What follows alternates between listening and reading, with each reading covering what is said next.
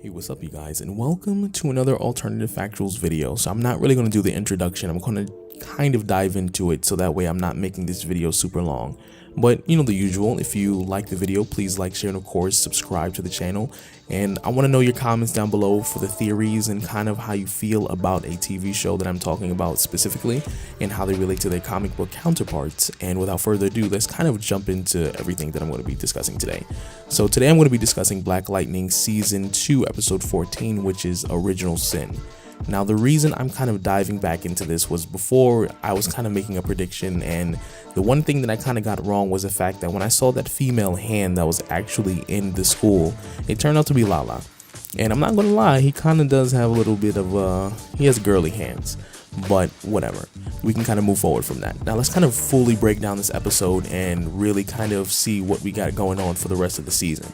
So this episode was not very heavy on action. Actually, it was very much an episode where they got to know the characters, and when I mean they, I'm referring to the people who were involved in the episode.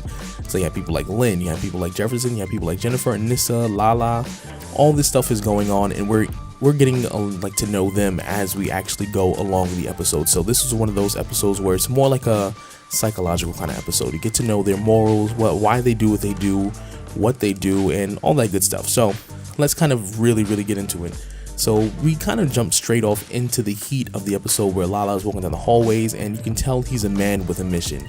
He needs answers, and he was determined to find it, and he made it very clear the second he walked into that classroom looking for Jefferson Pierce. And he makes a comment, you know, hey, I thought you were the principal, and clearly Lala's been missing for a little bit, so he wouldn't know that Jefferson got demoted due to that whole situation when he was missing when Tobias attacked the school, which at that time we do know Lala had some sort of involvement with at some point in time, but he just was not aware of that particular incident.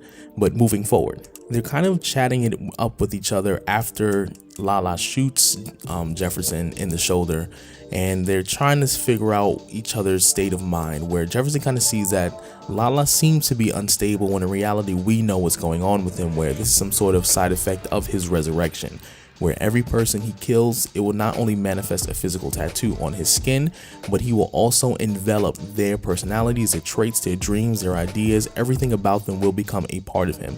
Basically, he is someone who is suffering to some degree from multiple personality disorder, where they're not taking over his body, so to speak, but they are very much existent in his body.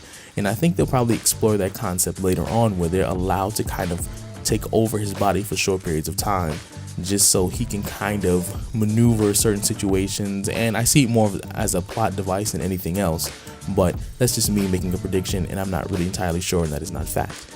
But after he shot Jefferson, you see that Jefferson's using his powers to kind of heal himself a little bit. He magnetizes the bullet out of his wound, and then he cauterizes it with the electricity, which just shows how much of a seasoned veteran he is with his powers. He knows what to do in certain situations to kind of make sure he's stable until his healing factor either kicks in or he's able to actually go get help. But moving along. So in this episode, Lala is seeming to have this memory blockage, and that has to do with his second resurrection, where some of his memories are not coming back to him fully, and they begin to trigger when he saw the picture of Carl Buford. Now, for those of you who did not see the last video or who are not familiar with the original Black Lightning comics, Carl Buford was someone who was initially killed in the gym of the high school due to the 100 wanting to send a message. Now, they use the same concept, but they put a little bit of a spin on it due to the fact that Lala and Carl Buford were apparently best friends in the TV show. And as we found out later in the episode, Lala was the one who killed Carl Buford for two reasons. One, to send a message. Two, because he didn't want anybody else to kill his best friend, especially someone who had no love or respect for him. So the best way to do it is to kill him himself, because he loved him, he cared for him, and in some sick, twisted way, that was him showing him mercy as a friend. But we find that out that Lala meant business. He didn't want to be poor anymore. He wanted to move up in the 100. So he was willing to do whatever it took to make sure that he can get to the top. And as we already saw in season 1, it did work out to some degree, but obviously he ended up being killed, and now we are standing where we're standing right now. But moving along, Jefferson starts to kind of explain how Lala and even Carl Buford, they were people who were very intelligent, they were really bright, and they had a really bright future. but it just showed how badly the 100 was destroying the community, but not just the 100, but Tobias as well, and that he is someone who needs to be taken out. And then you kind of see this resolve that kind of takes over Lala, where he feels like he knew that he was on the right track. He wasn't perfect when he was younger. Yeah, he said it himself. He slanged drugs, and so did Carl Buford, and so did most of the people who even went to Freeland High School, who was in Freeland, anyone who was there, well, Garfield High School in Freeland. But a lot of the kids there sold the drugs, and they did it because they needed the money, but at the end of the day, they had bright futures. They were kids who had the potential to move out of there, be successful, and Lala was on the top of the list along with Carl Buford. And then Lala begins to realize that the real reason why his life took the turn that it did, the real reason why things did not work out the way he wanted it to, and the reason why he's in a situation now where he's been killed twice, resurrected twice, was because of Tobias Whale. And at the end of the episode, the only realization that he seems to come to is the fact that he needs to end Tobias. But here is where the dilemma lies. If he were to kill Tobias, there would be a really strong possibility that because Tobias's dominant personality would take over, in a sense, Tobias would live on another lifetime. He would have the personality, he would have the ideas, he would have the influence of Tobias in his head, along with two other personalities so far.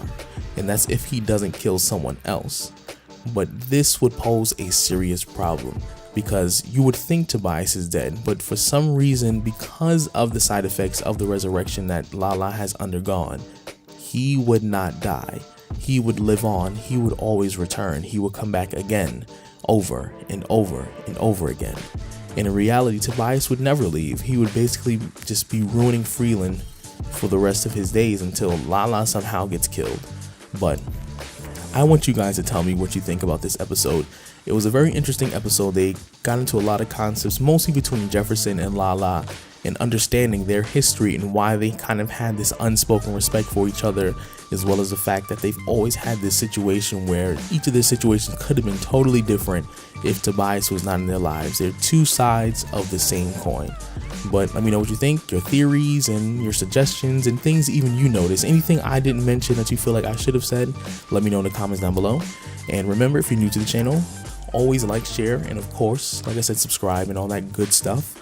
And if you want more stuff like this, suggest video topics, and I will talk to you later. Peace out.